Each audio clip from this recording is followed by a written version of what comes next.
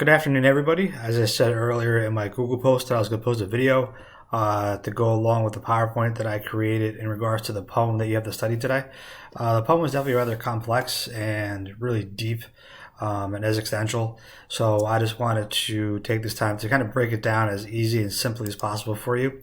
So the title of the poem is When I Have Fears That I May Cease to Be by John Keats. So the title right there tells us that he's afraid when he ceases to be, meaning he's going to be telling us in this poem about times when he's afraid that he is going to die. Now in the poem, I broke it up. This is actually a sonnet, 14 lines. So I broke it up into its 3 quatrains and final rhyming couplet, and then explained to you on the side what the author is meaning.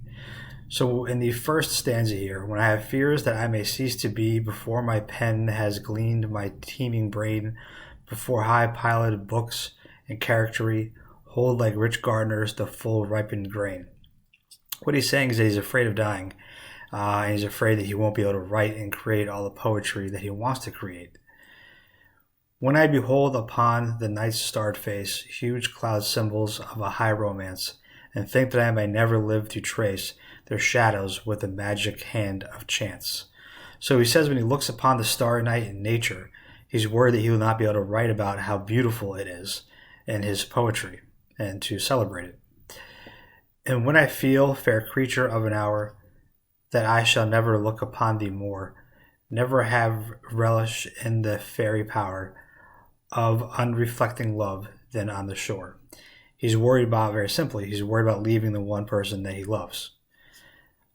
Of the wide world I stand alone and think, till love and fame to nothingness do sink.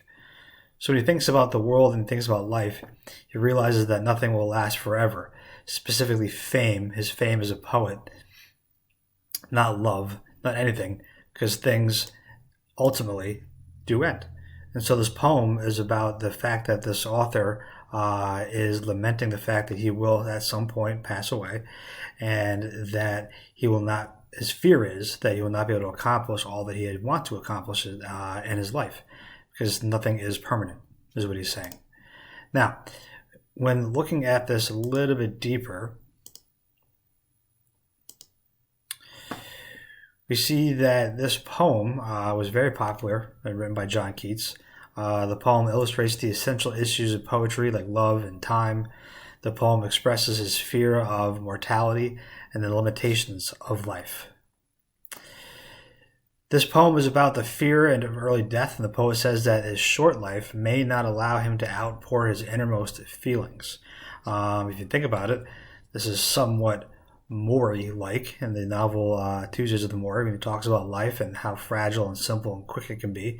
And he, though, Maury, talks about gathering up all that you can with the short time that we have. This author, however, is lamenting it, is more being sad and upset by it.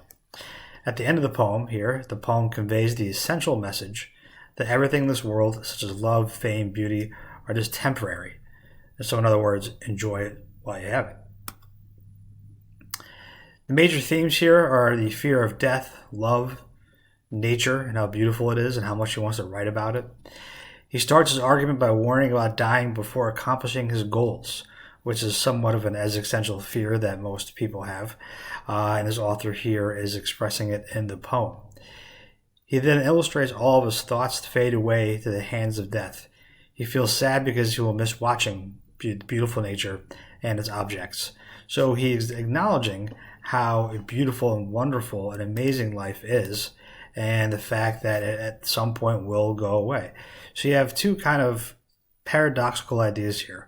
One, in sadness, and that he's afraid that he's going to die. Two, that he enjoys his life so much, and he enjoys and appreciates the beautiful nature that he is surrounded by, that he doesn't want to leave it.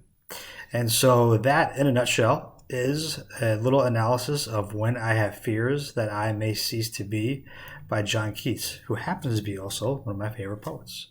So I hope that this little tutorial helps explain the poem to you and makes the assignment a little bit easier for you. And I'll be looking forward to tonight reading your responses and your analysis of the poem. As always, any questions or concerns, reach out through Google Classroom or email me. Thank you, and have a good rest of the day.